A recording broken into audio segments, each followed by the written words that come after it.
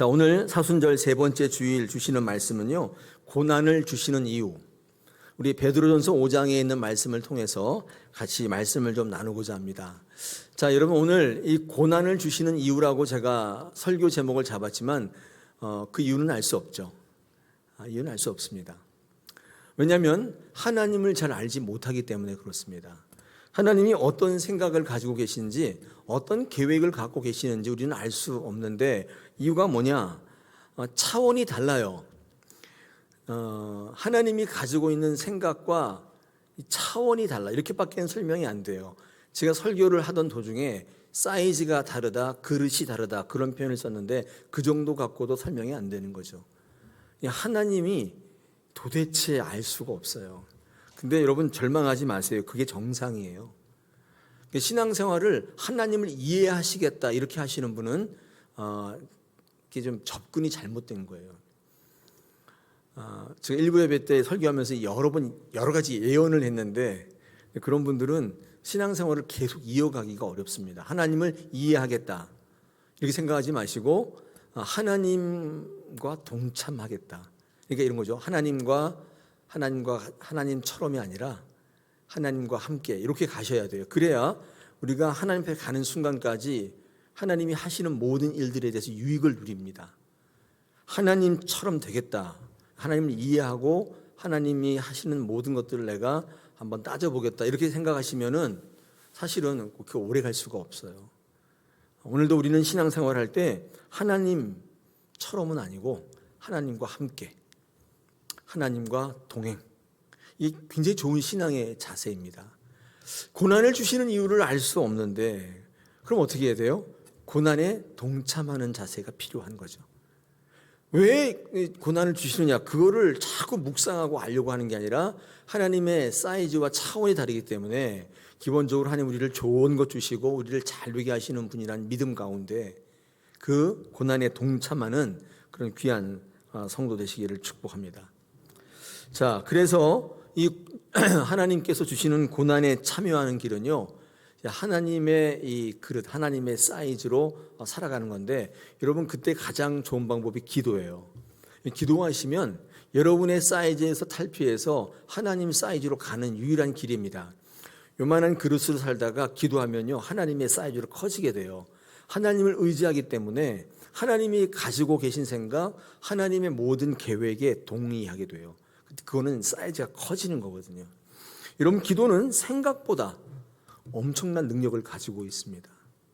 그래서 고난이 어떤 역할을 하는지, 어떤 유익이 있는지 그것을 이해하고 왜 고난이 왔는지를 묵상하기보다는 우리의 삶 속에 말씀하시는 이 고난의 의미를 성경을 통해서 잘 알아서 그 고난에 동참하시게 되는 놀라운 신앙의 성장이 있는 저와 여러분 되기를 원합니다. 이 사순절 기간에. 자, 오늘 주시는 본문은요, 제가 10절을 중심으로 이야기를 좀 드리려고 합니다. 여러분 10절이요, 중심적인 구절인데 앞에 7절, 8절, 9절이 전부 고난을 이야기하고 있습니다. 너희 염려를 다 주께 맡기라. 고난 당하고 있다는 뜻입니다. 그리고 8절에 대적 마귀가 여러분을 삼키려고 다닌다. 이것도 고난 가운데 있는 성도의 모습입니다. 그 다음에 우리 9절에 동일한 고난을 당하고 있다. 여러분 지금 베드로 사도가 어떤 얘기를 하고 있냐면 고난을 당하고 있는 성도들에게 이 서신을 쓰고 있는 것입니다. 자, 그러면 10절에 가서 무슨 말씀을 하느냐? 여러분 10절은요, 그런 성도들이 고난에 대해서 오해하고 있는 것이 있습니다. 그 오해를 좀 풀어주고, 그리고 정말 이 고난이 하는 일이 뭔지를 설명하시는 것입니다. 오늘 그 말씀을 중심으로 말씀을 좀 풀어 나가겠습니다. 여러분 오늘 이 고난 이 이야기하는 것 중에 오해하는 첫 번째가 우리 10절을 보면요, 뭐가 있냐면 10절의 시작이 이렇게 됩니다. 은혜의 하나님 이렇게 시작하고 있는데 7, 8, 9절이 지금 고난을 당하고 있는 성도에게 하는 글이라고 한다면 이 고난이 은혜라고 하는 사실을 이야기하는 거죠. 여러분 성도가 어떤 오해가 있냐면 고난을 당할 때 그 하나님은 저주의 하나님이라고 생각하는 경향이 있어요. 신앙생활 하는데 내가 원하는 대로 안 돼요. 다 흐트러져요. 어그러져요. 되는 게 없어요. 야, 이거 하나님 나를 버리셨구나. 이렇게 생각하는 때가 참 많다는 것입니다. 근데 베드로 사도는 그렇게 고난 당하는 많은 사람들에게 오해를 풀어주는데 아니라는 거예요.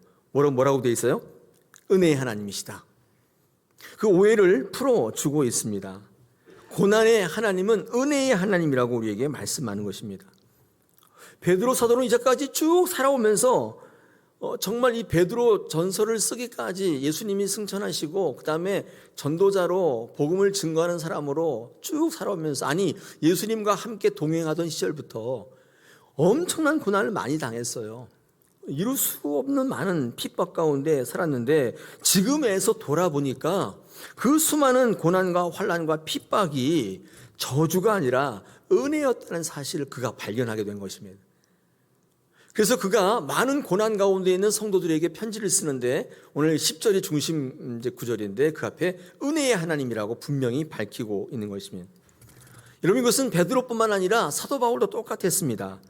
그는 고난 가운데 은혜를 발견하게 되었다고, 체험하게 되었다고 고백하는 사도 중에 한 명이죠. 앞에 화면에 우리 고린도후서 12장 7절부터 제가 한번 9절까지 읽어보겠습니다. 여러 계시를 받은 것이 지극히 크므로 너무 자만하지 않게 하시려고 내 육체의 가시 곧 사탄의 사자를 주셨으니 이는 너를 쳐서 너무 자만하지 않게 하려 하심이라. 이것이 내게서 떠나가게 하기 위하여 내가 3번 주께 간구하였더니 나에게 이르시기를 내 은혜가 내게 족하도다. 이는 내 능력이 약한 데서 온전하여짐이라 하신지라. 그러므로 도리어 크게 기뻐함으로 나의 여러 약한 것들에 대하여 자랑하리니 이는 그리스도의 능력이 내게 머물게 하려 함이라. 아멘. 여러분, 사도 바울이 지금 고백하는데 이 사도 바울이 지금 고백을 어느 때, 지금 은혜라고 고백하는데 어느 때냐면 자기의 육체의 고난 중에 있을 때 고백하는 거예요. 병들었다는 거예요. 건강하지 못합니다. 그런데 사도 바울은 그 병든 것이, 그죠? 건강이 좋지 못한 것이 하나님의 은혜로구나, 이렇게 지금 깨닫게 되었다고 말씀하고 있습니다. 지금 도대체 무슨 말을 하려고 하는 걸까요? 여러분, 몸이 아파서 이제 끝이라고 생각했는데 사도 바울은, 그런데 하나님 앞에 이 문제를 들고 나갔더니 하나님께서 많은 사역을 감당할 힘과 지혜와 능력을 오히려 더하여 주시더라는 거예요. 아니, 몸이 아프면 아무것도 못하고 끝날 줄 알았는데 내가 그것을 하나님께 들고 나가고 맡길 때 하나님은 오히려 그걸 가지고 약함 때문에 이게 다 끝날 줄 알고 하나님께 들고 나갔는데 그것 때문에 더 큰 열매로 결론을 맺게 하시더라는 거예요. 오늘 이 고린도후서에는 써 있지 않은데 사도 바울이 이렇게 적었을 것 같아요. 어휴, 하나님 앞에 안 나갔으면 큰일 날 뻔했네.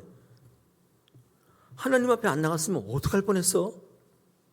그 고백이 숨겨져 있는 거예요. 그러고 보니까 몸이 아팠던 것은 내 능력을 온전케 하시기 위한 하나님의 방법이었구나, 이거를 깨달았다는 거예요. 여러분, 고난당하게 하시고 몸이 아프게 하신 하나님이 저주의 하나님입니까? 아니면 은혜의 하나님이에요? 은혜의 하나님이신 거죠.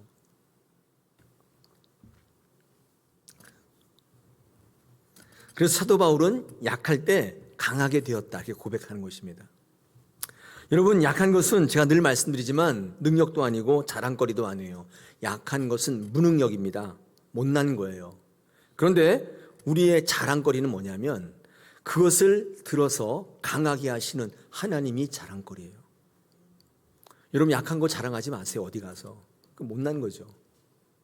그런데 약하지만 그것으로 끝나는 게 아니라 하나님의 손에 맡겨드렸을 때 그걸 오히려 강하게 해버리시는, 그 하나님을 소유하고 그 하나님을 믿는다는 것이 여러분의 자랑이에요. 할렐루야. 여러분, 그걸 자랑하십시오.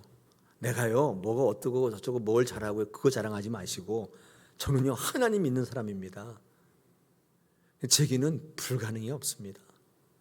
그걸 자랑하시라는 거예요.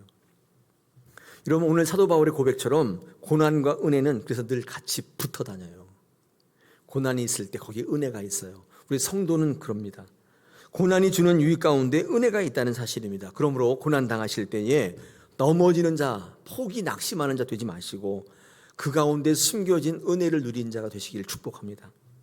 고난을 고생으로 보지 말고 그걸 기회로 보는 인생이 되십시오. 고난이 은혜가 되게 해 주십시오. 그런 인생을 살아 주십시오. 제가 제일 좋아하는 말 있는데 전화위복입니다. 처음에는 안 되는 것처럼 보이는데 하나님께 맡기니까 완전히 바뀌어버린 거예요.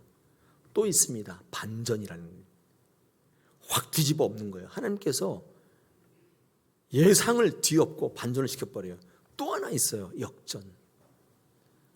우리가 믿는 하나님은 그런 하나님이에요. 여러분의 생각대로 끝나지 않습니다. 하나님 손에 맡겨드렸을 때에 그게 저주가 아니라 고난이 은혜란 사실을 알게 하시는 거예요. 베드로 사도가 고난당하고 있는 많은 분들에게 고난의 유익을 얘기하기에 앞서서 지금 오해가 있는데, 야, 고난이 저주가 아니다. 고난을 주신 하나님 저주 하나님 아니야. 은혜의 하나님이시라고 오늘 10절 첫머리에 분명히 밝히고 있습니다. 두 번째 오해가 있습니다. 그건 뭐냐면 우리 하반절쯤 가면 잠깐 고난이란 말 있죠. 동그라미 치세요. 잠깐 고난. 여러분, 우리는요 고난 당할 때 이게 정말 길다고, 이거 끊임없이 간다고 여러분 생각하는 경향이 있어요. 그래서 다 포기해버려요. 그냥 아싸리 그냥 포기해버려요. 그런데 이 베드로 사도가 뭐라고 얘기하냐면 그거 잠깐이다. 오해하지 마. 잠깐이야. 잠깐 고난. 라고 우리의 오해를 풀어주는 것입니다. 여러분, 그런데 한번 묻고 싶습니다. 여러분 당하는 고난이 피부로 이 실제 고난의 길이가 잠깐이든가요? 여러분, 실제적으로 엄청 길어요. 죽을 맛이에요. 도대체 이거 언제 끝나냐? 그럴 맛이에요. 여러분들 잠깐 고난과 똑같은 말이 바로 위에 적혀 있는데 그게 영원한 영광입니다. 이 같은 말이에요. 같은 말입니다. 베드로 사도는 같은 말을 다르게 표현하는 거예요. 중요한 것은 뭐냐? 이 고난이 잠깐으로 여겨지는 전제가 있는데 그게 뭐냐면 여러분 생각 속에 영원한 영광이라는 개념이 있어야 돼요. 그 사람만. 누구나 다 누리는 건 아닙니다. 내게 주실, 내가 앞으로 장차 누릴 영광이 영원하다는 이 개념, 이 소망이 있는 사람들에게는 고난이 잠깐이에요. 뒤집어 얘기하면 이런 개념이 없는 사람은 죽을 맛이에요. 평소에 매일 고난이에요. 고난. 매일 그분은요 죽겠다고 그래요. 매일 죽겠다고 그래요. 고난. 매일 고난 타령이에요. 근데 영원한 이 영광의 개념이 있는 분들은요 괜찮대요. 할만하대요. 좋대요. 여러분 주변 한번 돌아보십시오. 두 가지로 나눠져요. 매일 죽겠다는 분이 있고 매일 살겠다는 분이 있어요. 매일 못한다는 분이 있고 매일 할 수 있다는 분이 있어요. 그 왜 그러냐? 이 영원한 영광의 개념이 없는 것입니다. 여러분, 그러므로 이 장차 우리가 누릴 영광이라고 하는 것은 믿는 사람들에게 주시는 하나님의 위로입니다. 누구에게나 주는 건 아니에요. 이 고난을 잘 극복하고 고난 속에 유익을 누리게 하시는 하나님의 이 서비스 팁이 있는데 이게 바로 영원한 영광의 개념입니다. 사랑하는 여러분, 여러분 머릿속에 고난에 집중하시기보다는 하나님 여러분 장차 누리게 하실 영원한 영광을 소유하셔야 돼요. 그러면 짧아요. 짧은 고난이 될 수 있습니다. 로마서 8장 18절에서 다음과 같이 얘기합니다. 생각하건대 현재의 고난은 장차 우리에게 나타날 영광과 비교가 안 된다. 사도 바울이 고백했어요. 내가 왜 이렇게 이기는 줄 아냐? 내가 왜 이렇게 고난을 당하고 멸시를 당하고 핍박당하고 돌에 맞고 파선하고 뭐 죽을 만한 매를 40대를 맞고도 뭐 한 대를 부족한 40대 그걸 몇 번을 맞아도 내가 왜 이렇게 노래할 줄 아냐? 내가 지금 당하는 고난은 장차 내게 나타날 영광과 비교도 할 수 없기 때문이다. 그가 고난을 이기는 힘이 이게 뭐냐면 이 영원한 영광의 개념이 있었던 거예요. 강력한 것입니다. 하나님의 나라에 소망이 없는 사람들은 그러므로 이 땅에서의 고난에서 벗어날 수 없어요. 매일 거기에 매여 살 수밖에 없어요. 여러분, 그러나 성도는 다른 존재입니다. 아니, 달라야 합니다. 성도는 장차 우리에게 주실 하나님의 나라의 영광을 믿고 바라보고 그것을 향해 달려가는 존재입니다. 여러분, 그러므로 고난의 유익을 누리며 사는 가장 좋은 방법은 장차 우리에게 주어질 영원한 영광을 기억하며 사는 것입니다. 할렐루야. 여러분, 교회 오셔서 여기에 초점 맞추세요. 여러분 인생의 초점은 고난이 아니에요. 여기 맞추세요. 그럼 고난이 유익이 돼버려요. 놀라운 것을 경험하게 됩니다. 영원한 영광, 하나님의 소망이 없는 사람은 고난이 그의 옷이래요. 매일 고난 타령하며 사는 거예요. 죽을 때까지. 여러분 지금 삶의 여러 가지 고난 때문에 견딜 수 없을 만큼 힘드세요? 그건 고난 때문이 아니에요. 여러분이 기대하는 영원한 영광, 즉 천국 소망이 없기 때문에. 그래서 매일 힘든 거예요. 여러 가지 고난 때문에 죽을 맛인 거예요. 맞을 거예요. 소망이 있는 사람들은 힘들지 않습니다. 두 번째 오해죠. 짧은 고난인데 사람들은 죽겠다고 그래요. 너무 길다고. 베드로 사도가 아니래요. 짧은 고난이래요. 그 전제가 영원한 영광을 바라보는 것입니다. 자, 세 번째 오해가 있습니다. 세 번째 오해가 뭐냐면 그 다음에 10절 하반절에 보니까 너희를 친히 온전하게 하시며 굳건하게 하시며 강하게 하시며 털을 견고하게 하신다 이렇게 말씀했는데 이거는 뭐냐면 이거는 지금 오해를 풀어주려고 하는 얘기잖아요. 그죠? 그러니까 그전에는 어떻게 생각했냐면 고난 가운데 있으면 망하는 줄 알았다 그 말이에요. 근데 고난이 주는 유익이 있는데 그게 뭐냐면 온전하게 하시고 굳건하게 하시고 강하게 하시고 견고하게 하신다. 너희가 오해한 거야. 고난이 오면 망하는 게 아니야. 이렇게 네 가지 유익이 있어. 왜 고난을 오해하고 있니? 이렇게 베드로 사도가 이야기하고 있는 것입니다. 여기에 네 가지 동사가 나오죠. 온전케 하다, 굳건하게 하다, 강하게 하다, 견고하게 하다. 이게 다 비슷비슷한 말같이 보여서 원어 헬라어로 좀 들여다봤습니다. 같이 한번 은혜를 좀 나누고자 합니다. 여러분 고난이 여러분을 망하게 하는 것처럼 보이는데 이렇게 네 가지로 회복시키시고 성장시키는 하나님의 거기 계획이 있다는 거예요. 이게 고난이 주는 유익이에요. 한번 살펴보겠습니다. 자, 어떻게 먼저 유익을 주시느냐 하면 온전케 하신다. 이러니 온전케 한다는 말을 헬라어로 보니까 카타르티세이라고 하는데 이게 카타르시스라는 말의 어원이에요. 카타르티세이라고 하는 말인데 이게 무슨 말이냐면 제대로 본다는 뜻이에요. 제대로 본다는 뜻입니다. 부가적인 뜻을 찾아보니까 씻어낸다는 뜻도 있어요. 그래서 카타르시스를 느꼈다 그런 거 있잖아요. 그 정화되는 씻어내는 거예요. 이 카타르시스라는 것은 내 감정이 정화돼서 이렇게 좀 새롭게 리프레시 되는 거죠. 근데 그게 바로 이 카타르티세이라고 하는 이 헬라어 단어에서 온 단어인데 그러니까 제대로 본다는 뜻이에요. 감정이 정화되고 하니까 이제는 제대로 보이는 거죠. 그래서 여러분 이렇게 카타르시스를 한번 맛보면 감정이 정화돼서 좀 이렇게 편안해지고 온전해지는 것을 체험하지 않습니까? 여러분 이게 볼 것을 제대로 본다는 뜻을요. 그러면 우리가 흔히 쓰는 단어로 한번 바꿔보면 제가 찾아보니까 통찰력 이렇게 되어 있습니다. 그러니까 다시 말해서 고난을 통해서 통찰력을 주신다는 거예요. 바꿔 얘기하면 고난이 없을 때는 통찰력이 없어져요. 고난이 없는 게 뭐죠? 편안할 때는요. 흐리멍텅해져요. 편해 보십시오. 볼 걸 못 봐요. 근데 고난이 오면 통찰력이 살아나요. 이게 하나님께서 우리를 회복시켜주는 첫 번째입니다. 고난을 통과하면 볼 수 있는 능력이 생긴다는 뜻입니다. 분별하는 지각이 생겨요. 그래서 뭘 봐야 할지, 뭐가 진짜인지 가치를 알아보는 능력이 생기는데 그렇게 하는 힘이 고난이라는 것입니다. 우리 그렇잖아요. 엄마 아빠 부유한 엄마 아빠 밑에서 응석바지로 큰 아이들은 통찰력이 없어요. 그러니까 뭐가 가치가 좋은지를 구별을 못해. 그런 경향이 많이 있습니다. 근데 고난 가운데 자라는 아이들은 뭐가 중요한지를 알아요. 여러분 성경의 한 인물을 찾아보라면 에서일 수밖에 없습니다. 에서는요 하나님 앞에 실패한 인생입니다. 그런데 되게 아이러니한 거는 세상에서는 성공한 인생이에요. 이게 참 묵상거리예요. 하나님 앞에서는 엄청 실패했는데 어떻게 세상 앞에서는 가장 성공한 인생이 될 수 있냐 그 말이에요. 여러분 세상에서 성공하고 싶으신 분은 하나님 앞에 실패해야 돼요. 여러분 에서는 하나님의 축복을 버렸습니다. 그런데도 불구하고 세상에서는 엄청나게 성공했습니다. 돈도 많이 벌고 사회적 지위도 얻고 엄청난 권력을 얻었던 것 같습니다. 창세기 33장 보니까 1절에 400명의 호위 부대를 거느리고 야곱을 만나러 나왔어요. 그는 엄청난 중요한 인사가 되어 있었던 것입니다.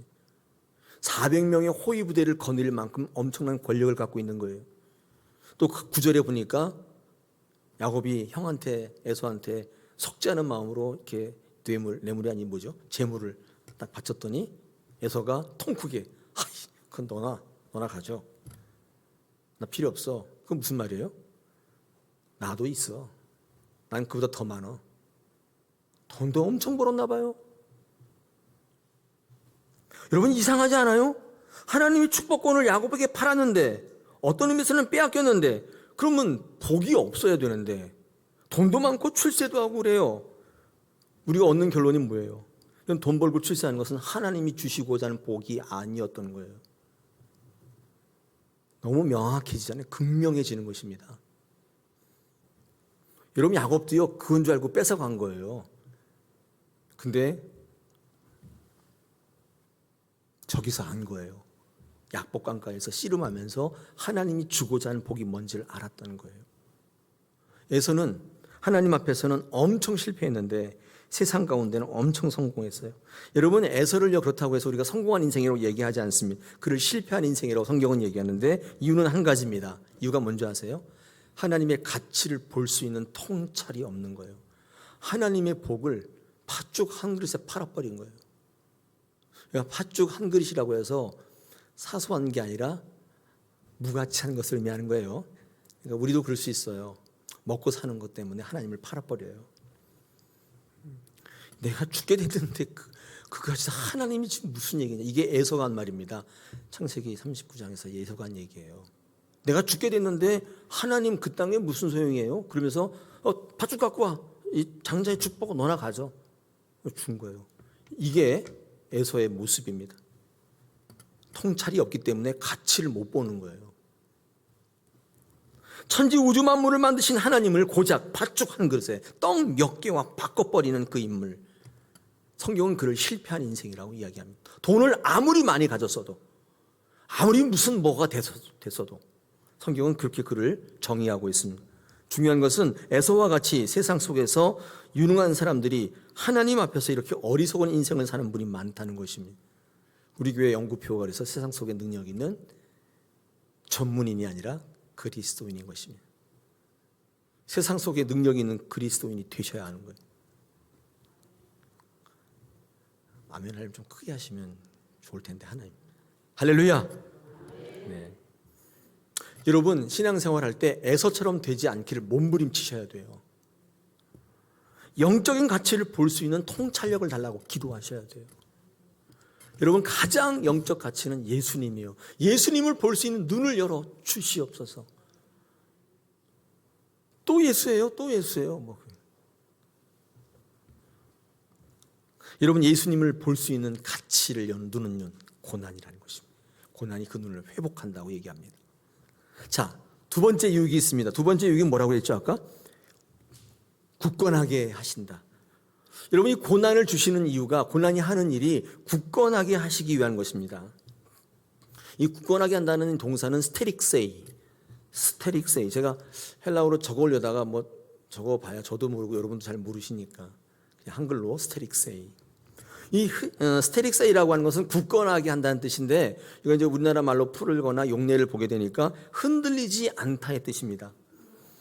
그러니까 이 고난이 오면 흔들리지 않게 된다는 뜻이에요. 반대로 고난이 없으면 마구마구 흔들린다는 뜻이겠죠. 이 고난이 하시는 일 가운데 우리로 하여금 흔들리지 않게 만드는 것이 있습니다. 여러분 삶 속에 흔들리는 때가 언제라고 생각하십니까? 여러분 흔들린다는 것은 가는 길을 멈춰서는 것을 의미하는 것이죠. 흔들린 채로 갈 수는 없어요. 딱 멈춰요. 흔들리는 거예요. 흔들리기 때문에 멈추는 거예요. 의심이 되고 확신이 사라지는 것입니다. 흔들리는 거예요. 마음이 바뀌는 거예요. 이럴까 저럴까 방향을 상실하는 것입니다. 이게 흔들리는 거예요. 이것은 하나님으로부터 오는 게 아니라 여러분의 상황 속에서 여러분이 만들어내는 것입니다. 이때 이것을 흔들리지 않도록 딱 고정시켜주는 역할을 이 고난이 한다는 것입니다. 여러분 야고보서 1장 6절, 7절, 8절을 제가 한번 읽어보겠습니다. 오직 믿음으로 구하고 조금도 의심하지 말라. 의심하는 자는 마치 바람에 밀려 요동하는 바다 물결 같으니 이런 사람은 무엇이든지 죽기 없기를 생각하지 말라. 두 마음을 품어 모든 일에 정함이 없는 자로다. 지금 이 스테릭세이 반대죠. 막 흔들리는 흔들린 사람의, 이 요동치는 사람의 모습이 어떠하느냐? 첫째, 의심하는 거라고 말씀합니다. 마음이 요동치는 모습이죠. 이럴까 저럴까 고민하는 거예요. 또 하나가 뭐냐면 우리 8절에 두 마음을 품는 겁니다. 이 두 마음을 품는다는 건 뭐냐면 두 다리를 딱 하나는 세상에 하나는 교회에 딱 걸쳐놓고 뺄 준비를 하면서, 예? 그리고 이럴 땐 싹 빼고 저럴 땐 딛고, 야, 나는 무척 현명해. 이럴 때는 교회를 안 다니는 때지. 이럴 때는 교회 가서 기도를 해야 될 때지. 이거를 자기가 조절하는 거예요. 이걸 두 마음이에요. 두 마음은 포커스가 두 개로 나눠졌다고 그랬죠. 세상으로, 교회로. 세상에 없는 유익도 누리고 교회도 누리고 잘 비교하는 거예요. 여러분, 이 모습을요, 스테릭세이예요. 흔들리는 모습. 그런데 고난이 찾아와서 연단받게 되면 이런 모습이 다 사라져 버린대요. 여러분, 욥을 보십시오. 욥기를 보면 23장 제 42장을 한번 읽어보겠습니다. 그러나 내가 가는 길을 그가 하시나니 그가 나를 단련하신 후에는 내가 순금같이 되어 나오리라. 42장 5절에 내가 죽게 되어 귀로 듣기만 하였사오나 이제는 눈으로 주를 배옵나이다. 여러분, 이 욥의 위대한 고백들은요, 전부 고난 뒤에 나오는 거예요. 고난을 당하고 보니까 이건가 저건가 헷갈렸던 것이 다 확신 안에 거하게 되고 자리를 잡기 시작하더라는 거예요. 그 전까지는 예배를 많이 드리고 제사도 잘 드리고 했는데 그때까지는 확신이 없어서, 왜? 이거 안 하면은 죽는 줄 알았거든요. 그건 확신이 아니에요. 두려움이죠. 근데 고난을 딱 겪고 나니까 모든 게 자리를 딱 잡은 거예요. 여러분, 마지막에 이 욥의 한 고백, 42장의 고백은 귀로 들었더니 이제야 눈이 열리게 되었다는, 회복과 성장을 의미하는 것입니다. 여러분, 누가 신앙생활을 잘하는 줄 아세요? 열정과 열심을 가지고 노력해서 자기 성취로 신앙을 이루는 사람이 아닙니다. 은혜로 하나님의 승리를 체험하는 사람이에요. 여러분, 이게 노력하는 것은요, 자기 성취입니다. 자기 성취. 그런데 은혜는 하나님의 승리예요. 은혜는 내가 하지 않았는데 승리를 주시는 거잖아요. 노력은 내가 했는데 그 결과 승리하는 것입니다. 여러분, 오해하지 마세요. 그래서 노력하지 말라는 뜻이 아닙니다. 노력하셔야 되죠. 근데 성경이 말씀하는 목소리는 뭐냐면 우리의 승리가 나의 노력에서부터 왔다고 생각하는 것을 경계하는 거예요. 노력하셔야 돼요. 노력 열심히 하고 죽도록 헌신하고 밤을 새서 공부하고 코피가 쏟아지도록 사업하시고 하셔야 돼요. 그리고 나서 뭐라고 얘기하셔야 되는 줄 아세요? 이 모든 것이 하나님께서부터 왔다. 이렇게 고백하셔야 돼요. 성경 말씀 보겠습니다. 사도 바울이 다음과 같이 고백합니다. 그러나 내가 나된 것은 하나님의 은혜로 된 것이니 내게 주신 그 은혜가 헛되지 아니하여 내가 모든 사도보다 더 많이 수고했으나, 이 수고라는 것은 노력했다는 뜻이죠. 내가 한 것이 아니요 오직 나와 함께 하신 하나님의 은혜로다. 성경은 이 자세를 얘기하는 거예요. 사도 바울 노력 안 한 거 아니에요. 밤새도록 하고 또 하고 또 하고 얼마나 열심히 가르치고 했습니까? 그런데 자신이 된 것은 자기가 한 게 아니라는 거예요. 어떤 사람보다도 더 많은 고난 속에 있었습니다. 죽도록 헌신하고 고난당하고 모든 걸 버렸지만 그는 마지막에 뭐라고 고백해요? 나의 나 된 것은 하나님 때문이다. 그 은혜 때문. 이게 올바른 신앙인의 자세예요. 노력하지 말라는 게 아니에요. 노력하셔야 돼요. 최선 다하셔야 돼요. 사업을 하시면 진짜 열심히 하셔야 돼요. 공부를 하시면 밤을 새면서 하셔야 돼요. 그리고 나중에는 나의 나 된 것은 다 하나님 때문이라고 고백해야 돼요. 할렐루야. 여러분, 이럴 때 우리는 요동하지 않게 되는 것입니다. 고난이 오는데 고난의 훈련을 받으면 흔들리는 인생이 아니에요. 이 사도 바울처럼 고난이 왔지만, 고난을 당했지만 더욱 견고해져서 굳건하게 돼서 하나님을 바라보는 인생이 되었던 것입니다. 할렐루야. 고난을 주시는 하나님께 집중하셔야 되죠. 여러분, 신앙생활 또 교회 생활하면서 흔들리는 때가 참 많이 있지 않습니까? 이 교회를 다녀야 되나 말아야 되나 그럴 때 참 많아요.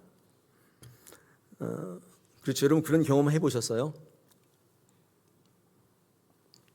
이 목회를 해야 돼 말아야 돼, 그런 생각이 들 때가 있죠. 여러분도 교회를 다녀야 되나? 그런 생각할 때가 참 많이 있습니다. 그런데 대체로 어떨 때 그런 생각이 드세요? 제가 누구를 콕 집어 질문을 못 하겠으니 제 경우는요, 어떤 때냐면 사람을 바라볼 때예요. 거의 틀림없습니다. 목사가 가장 시험이 들 때가 언제냐면 자기가 목회하던 성도들이 교회를 떠나는 겁니다. 그때 가장 시험에 들게 되고 상처를 받게 됩니다. 목사님들 대부분 다 그래요. 아닌 것처럼 그러시지만 저의 경우도 그런 일을 당할 때마다 한 달씩 두 달씩 아무것도 성경이 눈에 안 들어와요. 처음엔 그랬어요. 이 교회를 떠나는 성도들로 인해서 한동안 목회가 어려웠었죠. 그래서 교회의 목회를 해야 돼 말아야 돼 그런 생각을 많이 했는데 여러분 주님께서 조금 뒤에 알게 하셨습니다. 뭘 보게 하셨냐면 제가 그런 일 때문에 기도할 때마다 주님께서 이렇게 말씀하시는 거죠. 너는 그 성도를 사랑한 게 아니라 그 성도를 믿었기 때문이다. 명언이지 않습니까? 여러분 성도는 사랑하는 존재지 믿을 존재가 아니에요. 사랑하셔야 돼요. 믿게 되면요 반드시 상처를 받게 됩니다. 사람은 믿을 존재가 아니에요. 믿는 존재는 하나님이신 거예요. 이런 교회는 사람을 믿는 데가 아니라 사람을 바라보는 데가 아니라 하나님을 바라보고 하나님을 믿는 데예요. 왜 사람 운운하세요? 그건 그분이 신앙이 잘못된 거예요. 접근이 잘못된 거예요. 목사가 제가 누구누구 때문에 목회를 못하겠다. 여러분 그 이해가 되세요? 저 목사님이 도대체 기본이 되어 있는 목사야. 그렇게 생각하지 않으시겠어요? 여러분 기억하십시오. 사람은 믿을 대상이 아니라 사랑해야 될 대상인 것입니다. 여러분 교회에서 사람 만나실 때 사랑하기 위해서 만나세요. 친교하실 때 사랑하기 위해서 친교하세요. 어떤 분이 이런 얘기해요. 이 교회는 믿을 만한 사람이 없어. 여러분 접근 자체가 잘못된 얘기예요. 믿을 만한 사람이 있어 보이지만 믿을 수 있는 사람은 애초부터 없었어요. 그래서 믿기보다는 사랑하시는 게 좋아요. 여러분 사랑하시는 접근으로 하다 보면 모든 허물을 덮게 되는 것입니다. 베드로전서 4장 18절입니다. 무엇보다 뜨겁게 서로 사랑할지니 그렇게 되면요 사랑이 모든 죄를 덮어버려요. 뜨겁게 사랑하면 믿지 않고 사랑하면 다 덮는 거예요. 믿었다가 나중에 발등 찍히면 정죄하게 돼요. 여러분 교회는 누구를 만나실 때 누구를 친교하실 때 사랑하셔야 돼요. 사랑하면 다 덮게 되는 것입니다. 여러분 친해질수록 그런 게 많잖아요. 여러분 친한다는 성경적 의미는 사랑한다는 뜻입니다. 친한다는 세상적 정의는 약간 다를 수 있지만 그건 모르겠습니다. 교회에서 친한다는 것은 사랑하는 것입니다. 그래서 어떻게 너랑 만난 지가 언젠데 나한테 이럴 수가 있어. 접근이 잘못됐다. 인간관이 잘못된 거예요. 사랑하시면 됩니다. 그래서 성숙할수록 내가 더 사랑해야지 이게 옳은 겁니다. 이게 결혼했어요. 시간이 가면 갈수록 흠이 보이지 않습니까? 연애할 때는 잘 모르죠. 근데 결혼하고 난 다음에 한 입을 덮고 자보십시오. 뭐 다 알잖아요. 당연히 흠이 보입니다. 그래서 부부 사이에 그래요. 당신이 이런 사람인 줄 몰랐어. 여러분 그게 문제가 되십니까? 그러면 접근을 잘못하신 거예요. 사랑은요 문제 삼는 게 아니라 덮어주는 것입니다. 그렇게 가셔야 돼요. 내 결혼해 보니까 당신이 이런 사람인지 몰랐다. 여러분 예수님의 고난을 한번 동참해 보십시오. 예수님의 고난을 당해 보십시오. 우리의 삶과 신앙의 자리에서 흔들리지 않게 되고 깊이 뿌리가 내리게 되는 그런 사람으로 회복하며 성장시키시는 거예요. 예수님의 고난이 하는 일 가운데 그런 게 있어요. 자, 세 번째, 강하게 하신다. 강하게 하신다는 스테세이. 이 스테세이는 영어의 스테이의 어원이 되는 말입니다. 다시 말해서 그 자리에 있다는 뜻입니다. 안정을 누리고 평안을 누린다는 뜻입니다. 어떤 형편에도 한결같이 하시겠다는 뜻입니다. 스테이. 그죠? 스테세이라고 하는 것은 영어의 스테이.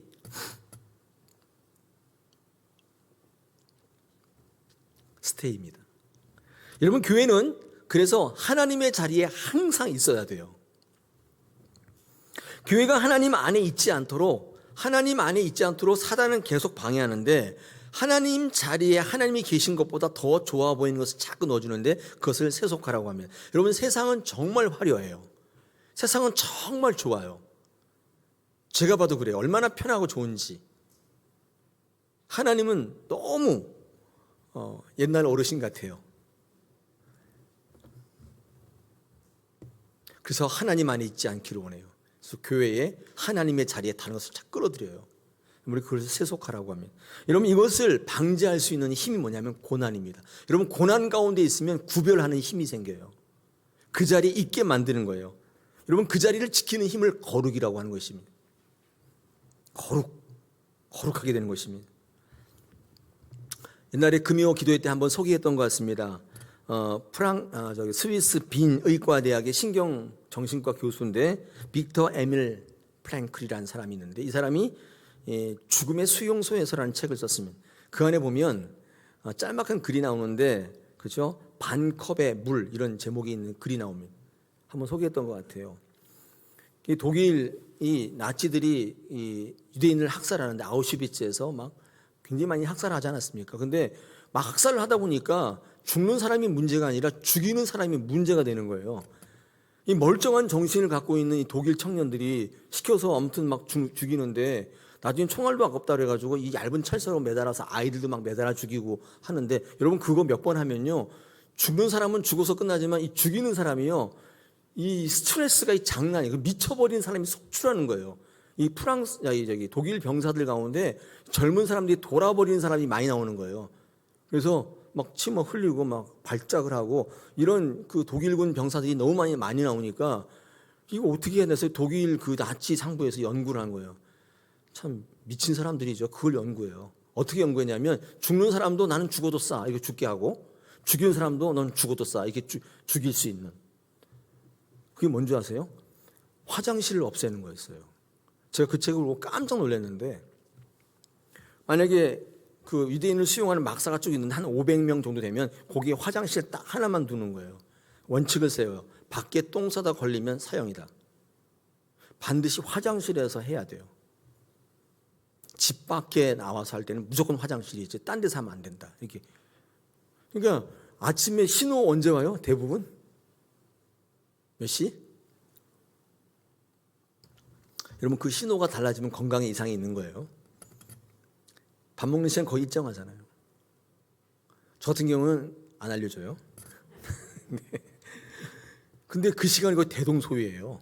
그러니까 그 화장실 하나에 줄을 서는데, 줄이 끝간데 없이 있는, 거기 서 있다가 만약에 늦게 사역의 현장에 모집 집합에 나갔다, 사형이에요. 그냥 그 자리에 즉결 처분해요, 총으로. 아침마다 긴장을 하는 거예요. 그래서 거기서 용변을 보는 걸 포기해요. 그럼 어디서 해요? 집 바깥에 담벼락에 걸리면 사형이에요. 그럼 어떻게 하면 집에다가 하는 거예요. 집에다가 똥을 싸는데, 처음에는 그냥 바닥에다 싸놓고 이렇게 옷 같은 걸 덮어놨는데, 이게 쌓이다 보니까 냄새가 장난이 아니잖아요. 나중에 어떻게 하냐면은 밥그릇에다 싸는 거예요. 밥그릇 싸가지고 품에 넣었다가 이렇게 작업할 때 흘려보내고, 근데 흘려보내도 이 밥그릇에 똥이 묻어 있잖아요. 이거 어떻게 해요? 옷을 이렇게 닦아요? 근데 그 사람들한테 배급을 주는데, 이런 컵에 따뜻한 물 한 잔을 하루에 한 잔씩 매일 배급을 줬다는 거예요. 근데 목이 마르고 너무 몸이 안 좋으니까 그 따뜻한 물을 홀라당 다 마신 사람은 결국 거기서 수용소에 못 살아나왔. 근데 그걸 반 컵만 마시고 반 컵을 들어서 그 그릇을 닦는 거예요. 똥 묻은 걸 닦어. 그리고 좀 남은 것을 천에 묻혀서 세수를 해요. 근데 이걸 누구 앞에 사냐면, 앞에 보초를 서는 이 독일군 병사 앞에 사는 거예요. 그리고 이빨도 닦아요. 그런 사람은 다 살았다는 거예요. 이 신경정신과 의사여서 그런지 몰라도 그런 상황을 인간이 가지고 있는 존재성과 이분이 신앙이니까 신앙의 거룩성과 연결했는데 정말 크게 공감했어요. 우리가 살아나는 건요, 고난 때문에 살 수 있는 것은 이 거룩의 힘입니다. 나는 너랑 다르다. 여러분, 우리가 세상 속에서 세상과 똑같이 동화되는 게 승리하는 것처럼 보이시죠? 그 죽는 일입니다. 세상에 소수이면서 살아남은 게 바로 초대교회예요. 초대교회는 유대교 속에서 몇 개 안 됐는데 그 교회가 지금까지 살아남아서 전 세계 종교가 된 이유는 바로 하나 안 되기 거룩 정신입니다. 나는 너와 다르다예요. 여러분 이 세상 가운데 이 고난 가운데 여러분 살아남는 길이 뭔지 아세요? 바로 고난이 거룩입니다. 나는 너와 똑같지 않아. 난 너처럼 돈 벌지 않아. 나는 돈 벌어서 너처럼 쓰려고 하는 게 아니야. 난 공부 왜 하는 줄 알아? 너랑 달라. 이 거룩의식이 여러분을 살아남게 하는 거예요. 마지막 네 번째 있습니다. 우리를 회복시키는 고난이 뭘 회복시키냐? 우리 견고하게 하신다. 그렇죠? 견고하게 하신다라고 말씀하죠. 여러분 이 견고하게 한다는 말은 디메리오세이라고 하는 단어, 디메리오세인데 이게 보니까 이게 이 단어 원래 한글로 번역된 거와 약간 다른데 인내한다, 참다, 버틴다의 뜻으로 용례가 많이 쓰이고 있는 것을 확인했습니다. 고난이 회복하는 게 뭐냐면 성도의 인내라는 거예요. 그죠? 디메리오세이 이게 견고하게 한다는 뜻인데 이게 원래 원어의 뜻은 인내하다, 참다의 뜻이거든요. 그러니까 고난이 딱 오면 여러분에게 인내가 있게 만들어주는 거예요. 그러니까 고난이 없으면 참지를 못하는 거예요. 그런 것 같습니다. 특별히 우리 성도들은 잘 참지 못하는 것 같아요.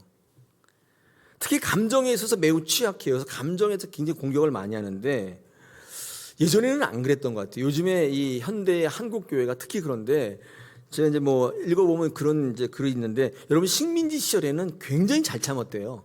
고난의 시절이죠 그때가.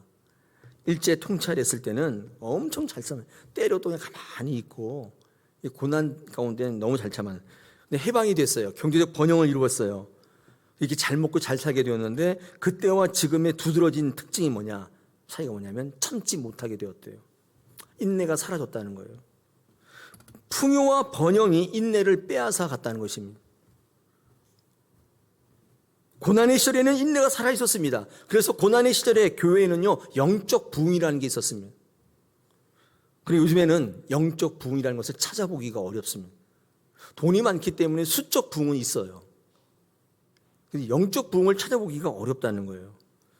여러분 고난이 회복하는 것 중에 가장 중요한 게 뭐냐면 인내입니다. 인내. 참는 거예요. 여러분 참는 게 곧 믿음이에요. 믿음입니다. 여러분 그러므로 우리 믿음이 좋으냐 마냐는요 얼마나 오래 가느냐로 정의해야 돼요. 믿음은 얼마나 아싸하냐가 아니라 얼마나 오래 가느냐의 문제예요. 끝까지 갈 수 있는가의 문제로 정의되어져야 하는 것입니다. 그러므로 이 고난은 신앙인에게 면제되지 않습니다. 고난이 없으면 예수를 잘 믿게 될 것처럼 보이는데 오히려 그렇지 않을 때가 더 많다는 것입니다. 고난을 통해서 인내하게 만드신 하나님의 역사가 있어요.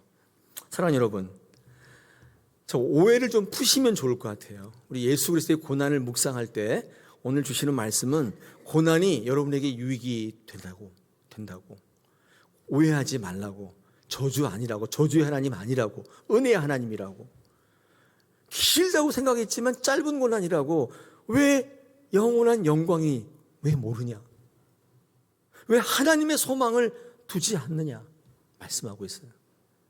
그리고 이 네 가지 부분에서 오해를 푸시고 오히려 저주하는 게 아니라 바닥으로 치닫게 하는 게 아니라 회복하시며 성장시키신다 우리에게 말씀해 주셨습니다. 오늘 이 말씀 저와 여러분이 꼭 붙들기를 원합니다. 네. 물론 시간 지나면 자꾸 잊어버리시잖아요. 그래서 노트에 적으시고 또 읽어보시고 또 적용하시고 감동이 되시면 우리 어린아이들에게 설명해 주시고 우리 믿지 않는 자녀들에게 얘기해 주시고 야 우리 목사가 그러는데 이렇게 하면 된다더라 같이 나누시고 복된 가정, 복된 구역 되시기를 축복합니다.